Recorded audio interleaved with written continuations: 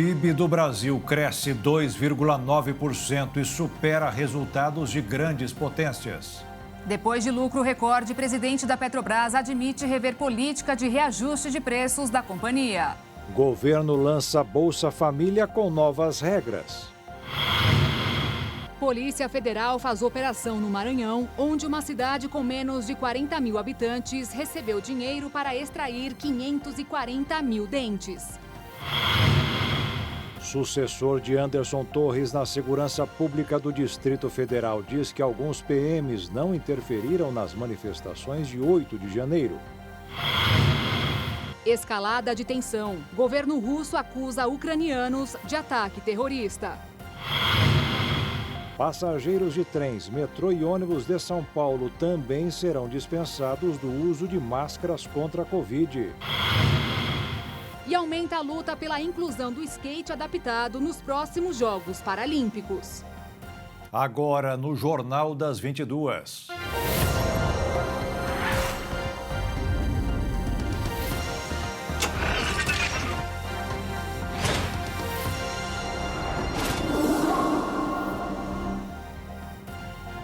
Olá, boa noite. Boa noite. A economia brasileira cresceu 2,9% no ano passado. O setor de serviços e a indústria foram os responsáveis pelo resultado positivo, mas ficou abaixo dos 5% registrados em 2021. O PIB subiu mais do que indicavam as primeiras previsões divulgadas no começo de 2022.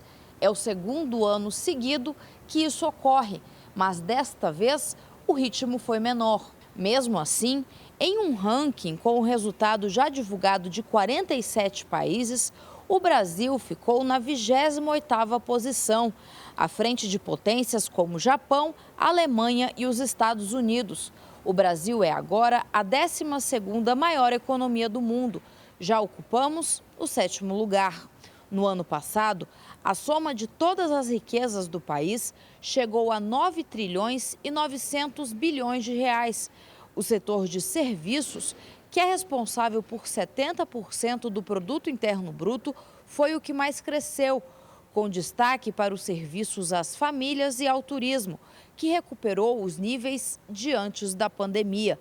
A indústria também subiu, mas a agropecuária caiu, por causa de vários problemas, como o excesso de chuvas em alguns lugares e a seca em outros. A safra de soja, por exemplo, foi a mais prejudicada pela escassez de água e a taxa básica de juros, de 13,75%, já começou a mostrar que provoca consequências à atividade econômica. No último trimestre do ano, o PIB caiu 0,2%, o que evidencia, segundo os analistas de economia, que o país entrou em um ritmo mais lento. A expectativa é de fechar este ano com um crescimento de cerca de 1%. De chuva que caiu no litoral norte de São Paulo durante os dias 18 e 19 de fevereiro seria capaz de encher 101 mil piscinas olímpicas. O governador de São Paulo, Tarcísio de Freitas, pediu para que o prefeito de Bertioga acomode em moradias populares famílias desabrigadas de São Sebastião. Com o passar dos dias, diversos especialistas calculam a intensidade da considerada maior chuva da história do Brasil, que chamou a atenção pela quantidade extraordinária de precipitação. No final de semana do dia 18 e 19 de fevereiro, mais de 600 milímetros recaíram sobre a região, principalmente em São Sebastião. Se a precipitação tivesse ocorrido nesta intensidade por toda a cidade, o acumulado seria suficiente para preencher até a borda 101 mil piscinas olímpicas. Além de São Sebastião, diversas cidades do litoral norte foram fortemente afetadas pelas chuvas. Nesta quinta-feira, durante uma vistoria na estrada Mogi-Bertioga, o governador de São Paulo, Tarcísio de Freitas, do Republicanos, pediu que o prefeito de Bertioga, Caio Mateus, do PSDB, libere 200 casas de condomínio popular da cidade para acomodar temporariamente famílias de São Sebastião desabrigadas após os deslizamentos de terra. Segundo Tarcísio, Esses imóveis seriam o bastante para contemplar todos os desalojados da Barra do Saí, região mais castigada pelas chuvas, e reduziriam o custo com a construção de casas na chamada Vila de Passagem, onde serão acomodadas pessoas que perderam suas casas. O prefeito, por sua vez, alegou que não tem condições de atender ao pedido, pois o conjunto de 1.500 unidades do Minha Casa Minha Vida na cidade foi feito em uma modalidade do programa em que os cadastros de famílias beneficiárias ficam sob comando de entidades terceirizadas, não do poder público local. Esse foi o terceiro mês de fevereiro mais chuvoso dos últimos 81 anos no estado de São Paulo, quando teve início a série de medição pelo Instituto Nacional de Meteorologia. As intensas chuvas das últimas semanas deixaram o sistema Cantareira, maior responsável pelo abastecimento de água na região metropolitana de São Paulo, com 70% da capacidade, maior volume em 11 anos. Março chega para fechar o verão com histórico de redução de chuvas, mas segundo previsões da Climatempo, o mês começa com pancadas intensas em boa parte do Brasil. Cenário que já acende um alerta para alagamentos, um dos maiores medos de qualquer motorista. E caso aconteça do veículo ficar no meio de uma enchente, é bom saber o que fazer no momento e como restaurar o veículo posteriormente.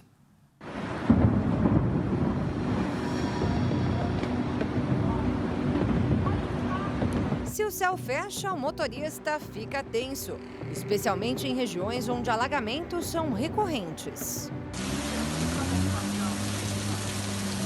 Quando a chuva começa, a água pode subir rápido e pegar muita gente de surpresa. Quem está no engarrafamento não deve passar se a água estiver acima da metade das rodas dos veículos. Quem encara a travessia precisa manter o carro em primeira ou segunda marcha, sem trocar no meio do percurso, com aceleração constante e em baixa velocidade. Se mesmo assim o motor parar, a recomendação é não acioná-lo novamente enquanto a água ainda estiver sobre as rodas. E caso o nível chegue na linha da porta, bombeiros alertam que é preciso abandonar o automóvel e buscar um abrigo.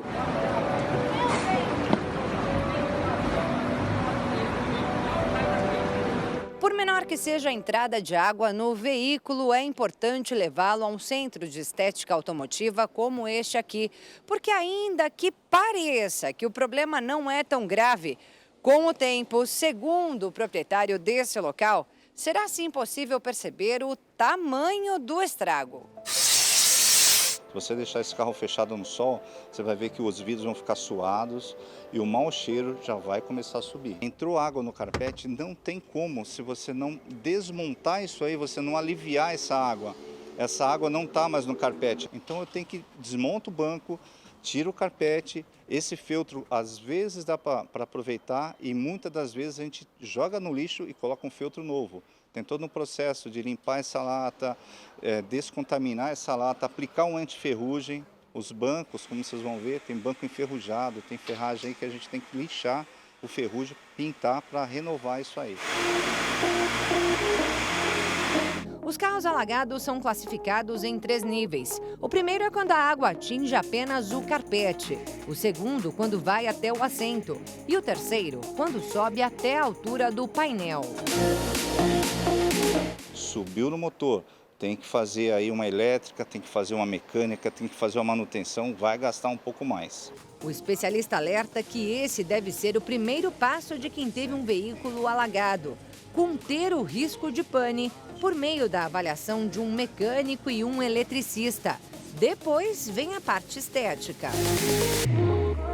É um processo, você tem que seguir um protocolo. Tem pessoas que acham que tem a extratora, onde puxa a água ali, só que se você secar a parte de cima, a parte de baixo está molhada. Essa água ela quer evaporar no sol. Então você tem que aliviar isso aí. Tem que fazer a coisa correta. Deixar na lata, limpar, produtos bactericidas, produto certo. E ainda, depois que faz tudo isso, colocamos 2 máquinas de ozônio e deixamos no ozônio ali por 40 minutos até 1 hora, para eliminar cheiro mesmo.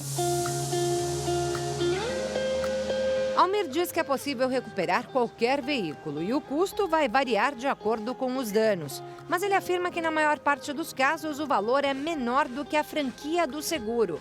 Por isso, apesar da cobertura para enchentes que alguns contratos oferecem, segundo o técnico, muitos clientes preferem pagar pelo serviço. Mas é claro que o melhor mesmo é evitar o gasto e principalmente os riscos em meio a uma enchente. Por isso, se o tempo estiver encoberto, redobre a atenção e pare se estiver chovendo forte. Só depois que a chuva passar, é hora de seguir em frente.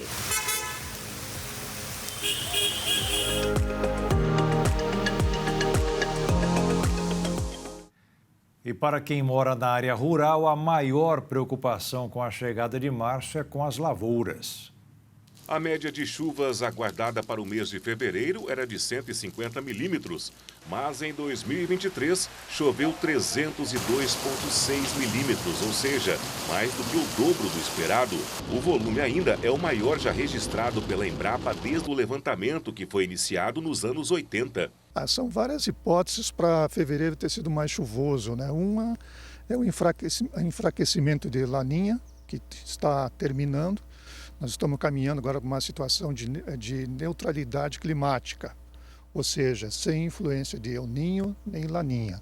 Muitas regiões do estado foram castigadas. A cheia do Rio Dourados, por exemplo, trouxe preocupação para a comunidade ribeirinha de Fátima do Sul. O ponto turístico da cidade, a Ilha do Sol, ficou submersa. Estradas foram interditadas em Mato Grosso do Sul. E quando o clima foge das estimativas, além da área urbana, o setor rural também sofre com a mudança. Essa chuvarada teve impacto nas lavouras. Pode-se dizer que, por enquanto, a chuva tem atrapalhado a colheita. Nós estamos hoje aí com estimativa que 25% da área já foi colhida. Está atrasada a colheita, como está atrasado o plantio do milho, segundo a safra, que, segundo a estimativa, está em torno de 20% da área. Mas é muito cedo para falar em prejuízo. E se há uma preocupação com a lavoura devido ao grande volume de água no mês de fevereiro, o problema é que o mês de março também é um mês chuvoso, então vem mais água por aí. A previsão para este mês é de que chova 140 milímetros. A previsão é que nos próximos dias, os próximos 5 dias, a tendência é que o clima continue assim, com pancadas de chuva mal distribuídas. Tem lugares que tem chovido mais e outros menos. Isso deve continuar nos próximos dias. Então prepare o guarda-chuva, pois a previsão até o próximo domingo, dia 5, é que a qualquer hora do dia ou da noite a chuva chegue. E veja a seguir, depois de um lucro recorde, presidente da Petrobras admite rever política de reajuste de preços. E ainda, governo lança Bolsa Família com novas regras.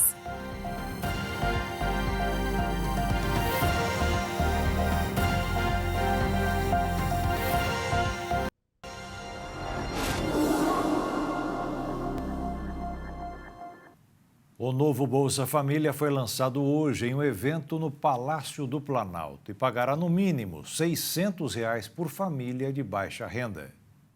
O Bolsa Família começará a ser pago em 20 de março.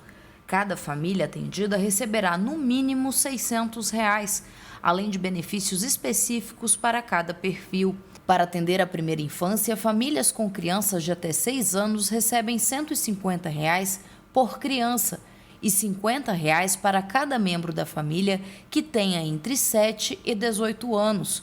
O mesmo valor será pago a gestantes. Aqui a gente volta com o formato de ter uma renda por pessoa que leva em conta, por isso, o tamanho da família. Ninguém recebe menos de 600, mas a gente trabalha, né, um programa que, por exemplo, nós tínhamos gente ganhando 600 numa família unipessoal e outra ganhando R$ 30. Então havia uma distância gigante. O programa foi lançado nesta quinta-feira com a assinatura da medida provisória que recria o Bolsa Família, numa cerimônia no Palácio do Planalto.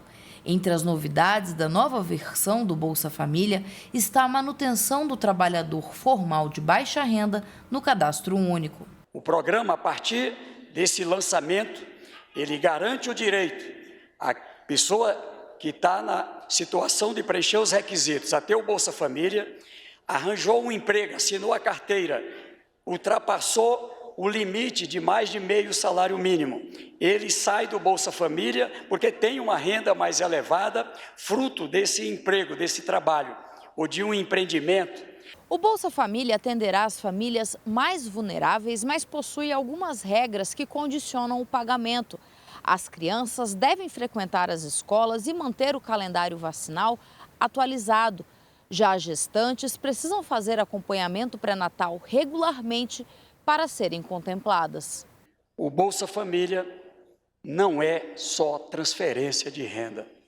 O Bolsa Família é uma política de vida.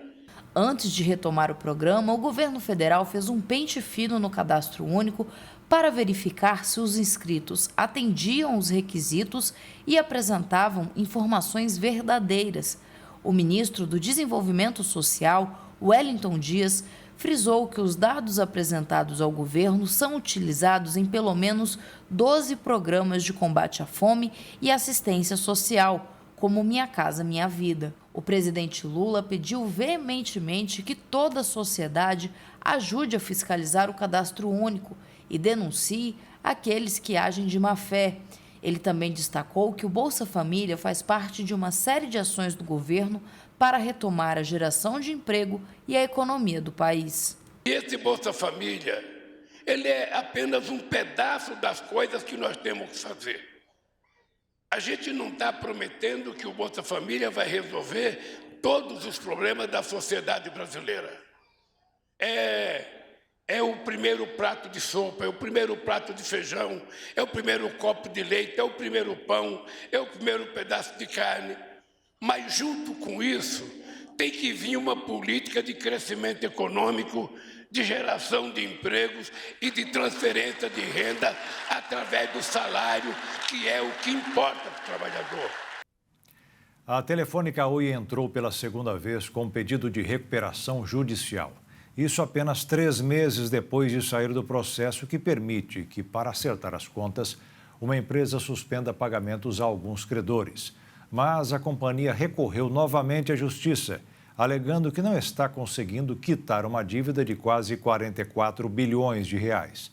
1 bilhão é de compromissos trabalhistas.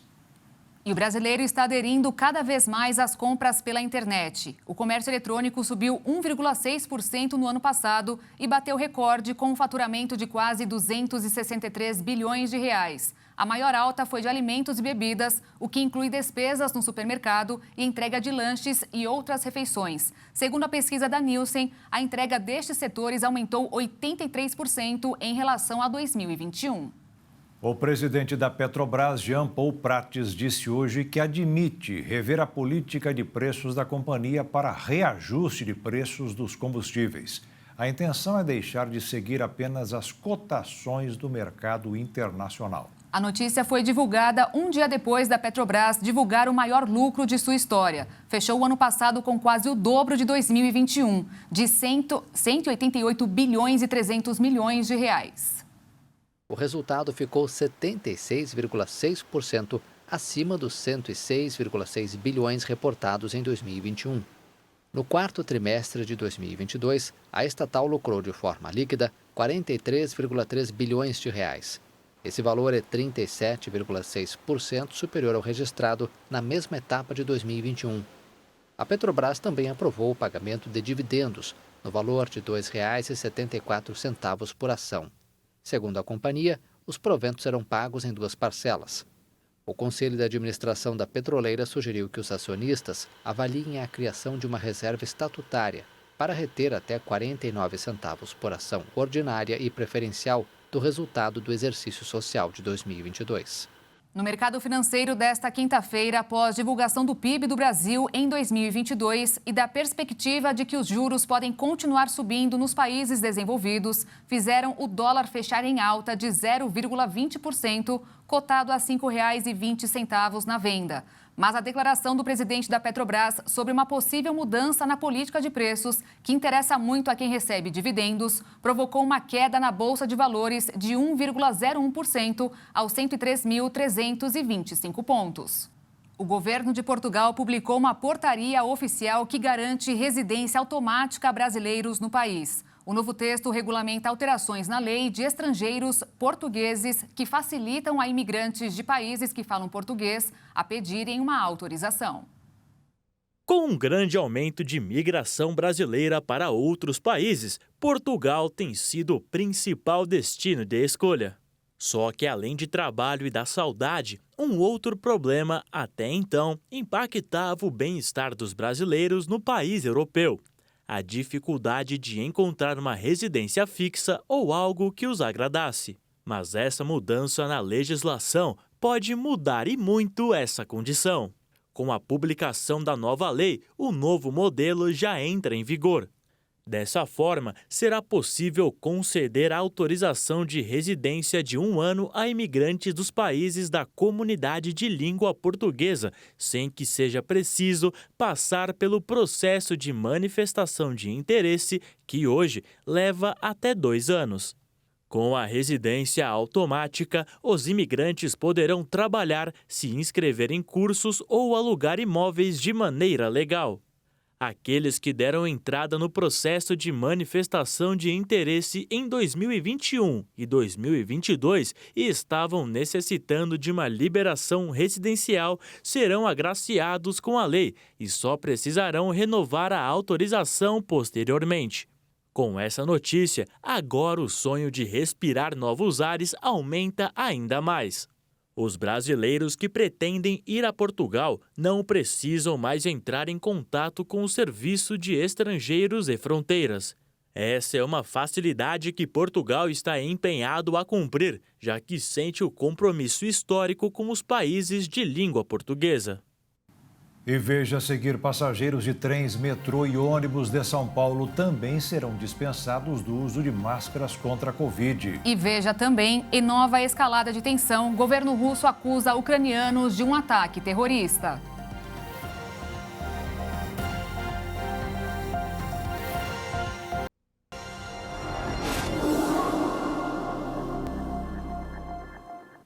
O governo de São Paulo retirou a obrigatoriedade do uso de máscaras no transporte público. A decisão passa a valer a partir de amanhã, após ser publicada no Diário Oficial da União. O decreto do governo paulista vale para o metrô, trens e ônibus do estado de São Paulo. A prefeitura da capital resolveu seguir a recomendação do estado. Em nota, a gestão de Tarcísio de Freitas informou que a medida está em consonância com a decisão da Agência Nacional de Vigilância Sanitária, Anvisa, em desobrigar o uso de máscaras para proteção contra a Covid-19 em portos e aeroportos do país, anunciada nesta semana. Ainda assim, fica a recomendação do uso do acessório para pessoas com mais de 65 anos e para aqueles que têm doenças crônicas ou sintomas respiratórios. E de acordo com as orientações gerais da Organização Mundial da Saúde, as máscaras são recomendadas para qualquer pessoa quando estão em espaços lotados, fechados ou mal ventilados. Só que agora fica a critério de cada um, já que a obrigatoriedade do uso de máscara permanece apenas nos serviços de saúde, público e privado. Pessoas com mais de 60 anos que moram em São Paulo poderão tomar a vacina bivalente contra a Covid a partir da próxima segunda-feira. A Secretaria Municipal da Saúde recebeu 530 mil doses do imunizante da Pfizer, que estava sendo aplicado apenas em grupos prioritários. Um estudo recente mostrou que crianças que não foram vacinadas contra a Covid têm mais chances de desenvolver a forma grave da doença. 90% dos casos moderados a graves de Covid-19 entre as crianças estão naquelas que não foram vacinadas. A pesquisa também mostrou que essas crianças que não receberam o imunizante liberam o que é chamado de fator viral, que influencia na transmissão do coronavírus. Entre as 2.620 crianças e adolescentes infectados que participaram do estudo, 62% não estavam vacinadas. Entre estes, mais de 80% tinham até 5 anos. Os menores de 3 anos apresentaram maior risco de ter Covid-19 grave. Crianças de outras idades que ainda não tinham recebido o imunizante também mostraram maior chance de ter sintomas moderados a graves em relação às que foram vacinadas. Então agora atenção ao esquema vacinal para imunizar os pequenos. Crianças de 6 meses a menores de 5 anos serão vacinados com a Pfizer em 3 doses com intervalos de 4 semanas após a primeira dose e 8 semanas após a segunda dose. Crianças de 3 anos a menores de 5 anos, a vacina é a Coronavac, primeira, segunda e dose de reforço, com 4 semanas entre a primeira dose e a segunda dose e o reforço com 4 meses de diferença da segunda dose, e aí é feito preferencialmente com a vacina da Pfizer. As crianças de 5 anos a 11 anos podem tomar tanto a Pfizer quanto a Coronavac. Aos papais e às mamães também podem aproveitar essa ida até o posto de saúde para colocar em dia a carteirinha de vacinação das crianças. De São Paulo, Bruna de Giaimo.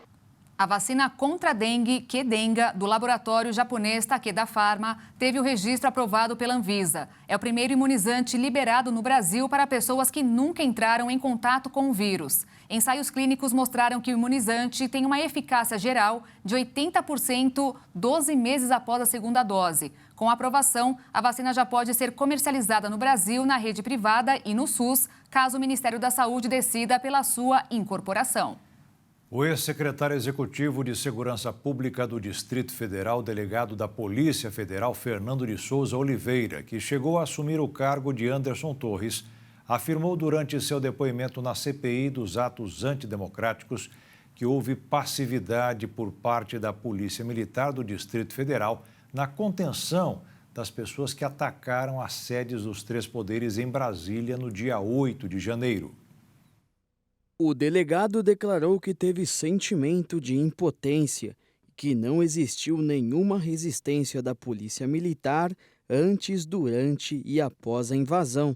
Sem contar ainda que houve um erro na execução do plano elaborado pelo Departamento de Operações da Polícia Militar para controlar o ato. Segundo ele, o inquérito realizará a apuração do que ocorreu no fatídico dia e também buscará respostas para saber os motivos que levaram o Departamento de Operações da Polícia Militar não executar o que foi acordado no Plano de Ações Integradas. Oliveira declarou que é de praxe na Polícia Militar do Distrito Federal mobilizar tropas em excesso para acompanhar manifestações, o que não aconteceu no dia 8 de janeiro. Ele também não poupou críticas ao então secretário titular Anderson Torres, que viajou para os Estados Unidos sem sequer apresentar Fernando de Souza ao governador do Distrito Federal, atualmente afastado, Ibanez Rocha. Após ouvir as declarações do ex-secretário, o presidente da CPI, deputado distrital Chico Vigilante, do PT, disse que Fernando de Souza Oliveira foi traído. O ministro Alexandre de Moraes, do Supremo Tribunal Federal, soltou mais 52 pessoas presas por participar das manifestações do último dia 8 de janeiro, em Brasília, contra as sedes dos 3 poderes. As decisões foram assinadas durante a madrugada e aumenta o número de pessoas que vêm sendo libertadas desde o início da semana por Moraes, relator das ações relativas ao 8 de janeiro no Supremo. Com as novas ordens de soltura, o total de libertados chega a 225. Todos os libertados devem se apresentar na comarca de sua residência em 24 horas a partir do momento que deixarem o complexo penitenciário da Papuda. No caso dos homens, e a penitenciária feminina do Distrito Federal, conhecida como Colmeia no caso das mulheres. Atualmente, 751 pessoas seguem presas e 655 foram liberadas para responder com cautelares. Ao todo, 1.406 pessoas foram detidas em 9 de janeiro, após o desmonte do acampamento em frente ao QG do Exército. Desde as manifestações de janeiro, o presidente Lula revelou desconfiança em relação à Agência Brasileira de Inteligência. Por isso, foi feita uma mudança no comando da ABIN. O ministro-chefe da Casa Civil, Rui Costa, informou que o governo deve escolher o senador Luiz Fernando Correia como novo comandante da Agência Brasileira de Inteligência. Segundo Costa, o presidente Lula quer um nome de sua estrita confiança na ABIN. Correia atuou na Secretaria Nacional de Segurança Pública, na segurança nas Olimpíadas e foi diretor-geral da Polícia Federal. Lula já teria pedido que Luiz Correia apresentasse um projeto de uma agência moderna de informação. O nome dele precisa passar pela aprovação da Comissão de Relações Exteriores e Defesa Nacional. O presidente Lula decidiu transferir a Agência Brasileira de Inteligência do Gabinete de Segurança Institucional, o GSI, para o Ministério da Casa Civil, como uma medida provisória, devendo ser editada nos próximos dias com a formalização da mudança. A medida acontece após críticas à ABIN e aos serviços de inteligência em razão das falhas na prevenção para evitar os ataques e depredações do Palácio do Planalto e das sedes dos outros dois poderes por radicais no dia 8 de janeiro. Segundo Costa, Lula reforçou que não faz sentido que a agência de inteligência seja pega de surpresa sobre o que está acontecendo e avisar só 12 horas depois do ocorrido.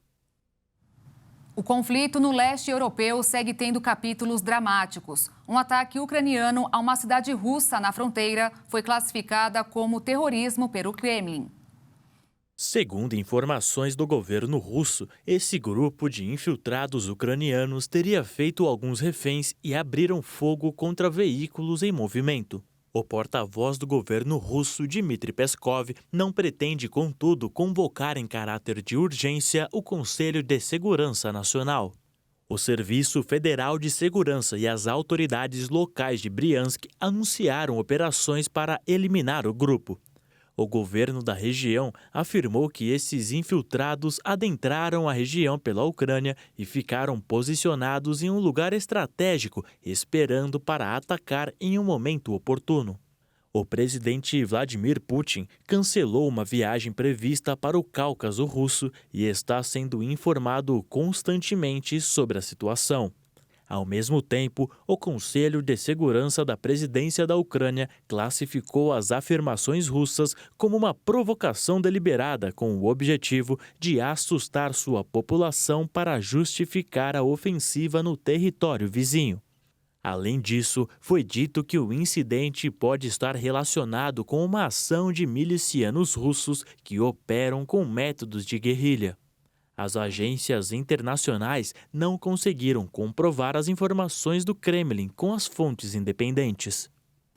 Um incêndio de grandes proporções tomou conta da obra de um empreendimento bilionário de 42 andares em Hong Kong. De acordo com a polícia, não há vítimas. Um arranha-céu em construção em Hong Kong pegou fogo na madrugada de sexta-feira, quinta-feira no Brasil, assustando moradores da antiga colônia do Império Britânico. A obra fica em Tsim Sha Tsui, um movimentado bairro comercial e turístico na orla portuária da cidade de Kowloon. De acordo com autoridades, o fogo alcançou o nível 4 de gravidade em uma escala de 5 pontos e seguia queimando horas depois de começar. A polícia afirmou que nenhuma vítima foi relatada e 130 moradores foram realocados. Centenas de espectadores se reuniram para ver a cena, mesmo com relatos de destroços caindo do edifício. O prédio de 42 andares foi anunciado como um ícone à beira do porto e deveria abrigar o histórico Mariners Club e um novo hotel. O Empire Group, responsável pelo empreendimento de 764 milhões de dólares, quase 4 bilhões de reais, ainda não comentou o caso. E a crise na família real britânica está ainda mais nítida. O rei Charles III enviou uma ordem de despejo para que o príncipe Harry e sua esposa Meghan Markle não utilizem a única casa do casal no Reino Unido.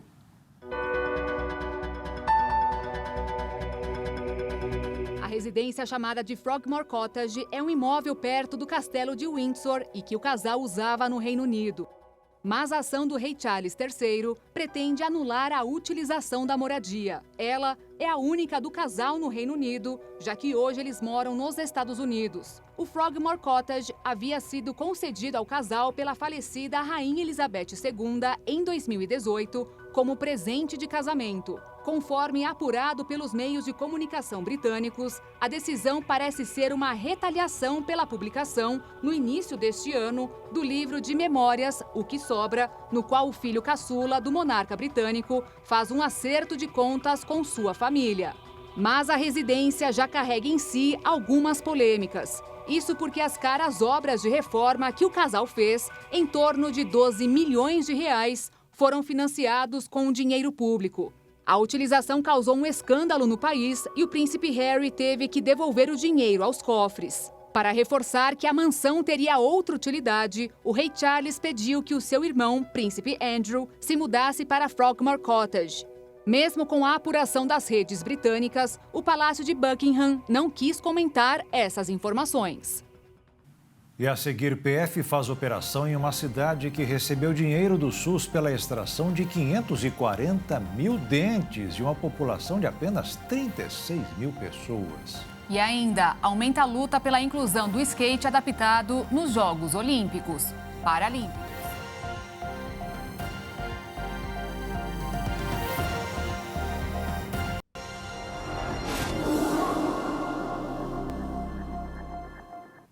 A Polícia Federal começou hoje no Maranhão a Operação Tiradente. O objetivo é investigar dados falsos incluídos no Sistema Único de Saúde para repasses irregulares.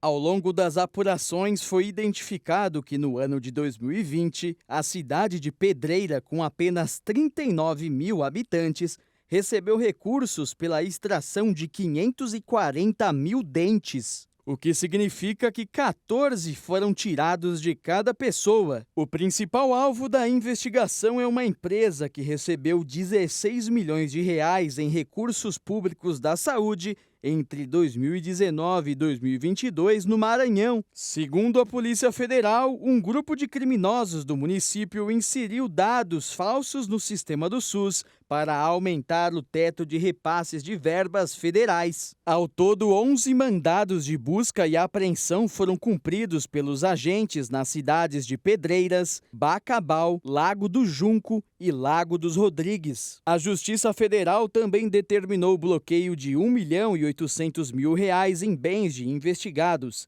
além de suspender os direitos das empresas e empresários sob suspeita de participarem em licitações e contratos com órgãos públicos. E depois da pandemia, os golpes virtuais passaram a aumentar sem parar. Hoje é praticamente impossível pensar na vida sem o uso das tecnologias. Aplicativos que aproximam as pessoas e facilitam as atividades do dia a dia também são usados por bandidos que estão cada vez mais habilidosos em aplicar golpes virtuais. Rafael Chaia é advogado especialista em direito digital e comenta sobre os crimes mais comuns aplicados nas redes sociais, seja pelo WhatsApp, Instagram ou por meio de acesso a contas bancárias. Quando você deixa a sua conta de Instagram desprotegida e o golpista invade a sua conta, a partir dali ele pode fazer uma série de golpes. Golpe da venda falsa, no qual ele vende produtos que não existem. Golpe da tabela Pix, para que você possa transferir dinheiro via Pix para o golpista. Golpes de personificação, para poder aplicar pequenas fraudes, especialmente no caso de pessoas que mantêm muito contato com pessoas por um engajamento maior. Então, a principal forma de você hoje ser vítima de um golpe no Instagram é você não protegendo bem a sua conta.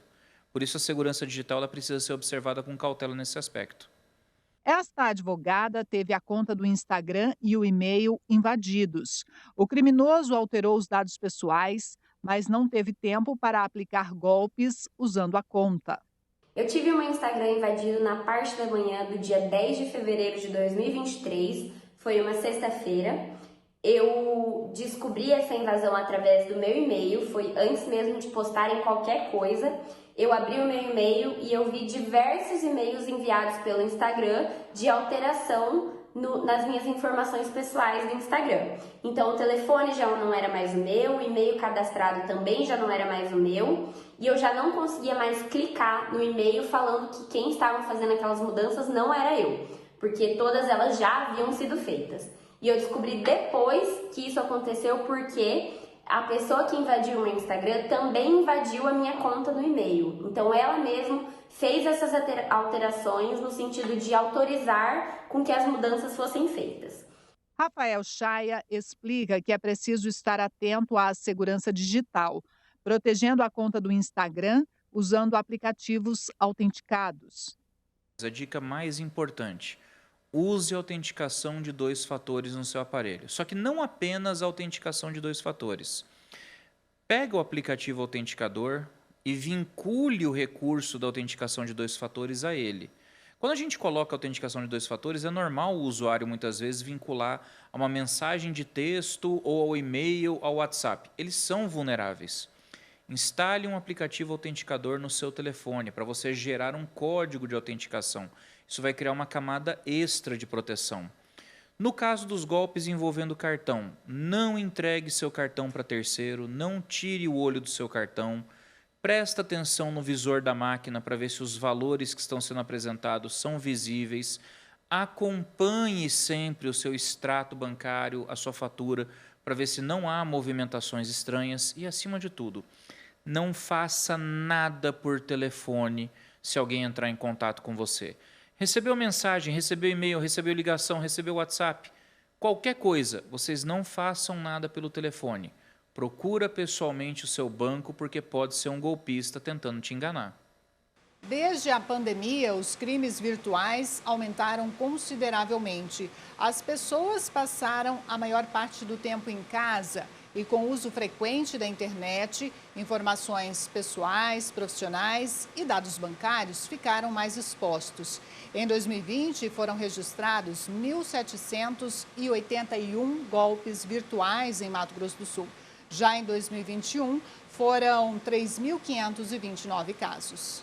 O advogado especialista em direito digital alerta que, independente do golpe, a vítima precisa registrar um boletim de ocorrência a fim de evitar maiores transtornos e ainda dá dicas para dificultar a ação dos bandidos. Primeira coisa que precisa ser feita sempre: procurar a Polícia Civil. Vá pessoalmente em uma delegacia da Polícia Civil ou da DEVIR, que é a Delegacia de Crimes Virtuais, e registre o boletim de ocorrência. Ah, mas não vai dar em nada, não vai resolver. Mas você registra o boletim de ocorrência, pelo menos para preservação de direitos. Porque se alguém invade a sua conta numa rede social e se de repente usar a sua conta com o seu nome, a sua foto, para praticar uma fraude ou para cometer um crime de racismo, por exemplo, você tendo o boletim de ocorrência que demonstra que você não tinha acesso à sua conta, preserva o seu direito, te garante uma proteção. Então, primeira providência básica: procurar a Polícia Civil e registrar um boletim de ocorrência, sempre. Outra questão: perdeu a conta? Procurar notificar a rede social por meio de um profissional para tentar recuperar essas contas. Existem recursos hoje para você poder recuperar a conta que você perdeu. Só que muitas vezes a gente precisa batalhar um pouco nesse aspecto. Começou a valer hoje em São Paulo a lei que garante o benefício de um salário mínimo aos órfãos de mães que foram vítimas de violência. O tutor do jovem de até 24 anos deve morar na capital paulista e ter renda familiar de até 3 salários mínimos. Além disso, é preciso que o beneficiário esteja matriculado em escola pública. Os alunos do primeiro e segundo anos do ensino fundamental das escolas municipais de Santos, no litoral de São Paulo, já contam com mais uma disciplina fixa na grade curricular: a língua brasileira de sinais. O ensino de Libras será ampliado de forma gradativa para as demais séries nos próximos anos e as aulas ministradas por professores concursados e especializados. A implementação do ensino começou em 2021, após a publicação do decreto que regulamentou a lei municipal com previsão da inclusão da Libras no currículo das instituições públicas e privadas de ensino. No ano passado, a Prefeitura fez concurso público para contratar professores de Libras e o currículo foi validado pela Congregação Santista dos Surdos. A matriz foi apresentada ao Conselho Municipal de Educação e homologada pela Secretaria de Educação, que, por sua vez, enfatizou que foram feitos muitos estudos para verificar a melhor maneira de começar este trabalho, analisando experiências de outras cidades e envolvendo diversos profissionais e membros da comunidade. Para um dos professores da língua na rede, Libras é a primeira língua adquirida por surdos devido ao espaço visual linguístico. Portanto, é de grande valia que possa haver a interação entre todos em qualquer lugar e em pouco tempo. Agora, aproximadamente 5.000 alunos terão acesso à linguagem e fazer parte desta inclusão aos alunos surdos. A Prefeitura de Santos explicou ainda que o trabalho de 14 intérpretes de Libras continua normalmente para os que frequentam atualmente as aulas do ensino regular. Pela primeira vez, o Campeonato Nacional de Skate está incluindo a categoria de para-skate. Atletas estão lutando pelo seu lugar, inclusive pela inclusão do esporte nas Paralimpíadas de Los Angeles em 2028.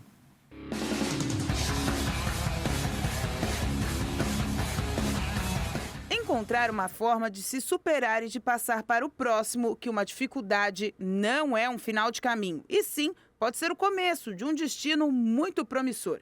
Esse pode ser um pequeno resumo da história do multicampeão Vini Sardi, que nasceu com uma má formação congênita nas duas pernas e encontrou no skate uma nova forma de viver e de ver o crescimento da modalidade em vários locais do país. O crescimento está muito grande, principalmente de uns 2 anos para cá. Como vocês podem ver, a gente vai ter para-skate em todas as etapas do STU, o que há uns 2 anos atrás não acontecia. O pessoal do para-skate acabava competindo junto com as outras pessoas nas modalidades convencionais. E hoje a gente tem modalidade própria, tem campeonato próprio, então tudo isso faz com que apareçam novas pessoas. Às vezes a pessoa que está em casa, ela tem uma deficiência, não sabe do seu potencial, ela vê a gente no campeonato e fala, vou entrar em contato com os caras e quero começar a andar de skate. Então a gente vem recebendo muitos novos para-skatistas e crianças também, que vão ser o futuro aí, a nova geração do para-skate. Ele que anda sobre a prancha de rodinhas desde os 16 anos. Hoje, aos 24, movimenta o para-skatismo no país, sendo inclusive o presidente da Associação dos Atletas, e busca movimentar e dar esperança para aqueles que, como ele, amam o esporte. Hoje a gente tem a Associação Brasileira de Para-Skate, inclusive eu estou com a camiseta dela, que foi uma vitória para a gente, porque agora a gente consegue se organizar melhor, trazer novos para-atletas aí para competir e assim aumentar o número de para-skatistas, né, visando sempre a inclusão do para-skate nos Jogos Paralímpicos aí de 2028 ou, infelizmente, 2032. Acaba, né, sendo um pouquinho mais demorado, mas essas são as previsões que nós temos. Desde que o apoio necessário seja conquistado, Vini fala que um processo para realizar o maior campeonato de skate adaptado do país está sendo realizado em São Paulo. Mas também ele ressaltou a participação da associação e dos simpatizantes a fim de difundir o esporte e fazer com que ele cresça. Sim, a gente tem diversos braços, né, da associação espalhadas por algumas regiões do Brasil, pessoas que trabalham voluntariamente para a associação, visando aí trazer novas pessoas para o para-skate, ajudar de alguma forma ou outra, com contatos com secretarias, prefeituras. A gente também faz um trabalho bem legal lá em São Paulo com as prefeituras. A gente também fez um campeonato ano retrasado que era só de para-skate, que é o Para-Skate Tour. Então, acho que é isso, a gente está trabalhando bastante.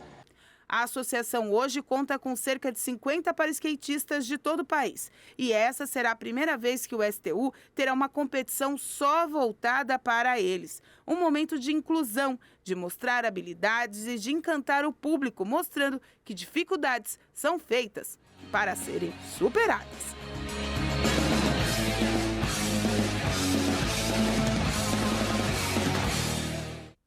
E o Jornal das 22 termina aqui. Obrigada pela sua companhia, um ótimo fim de noite para você e nós te esperamos amanhã. Uma boa noite, fique na paz. Tchau.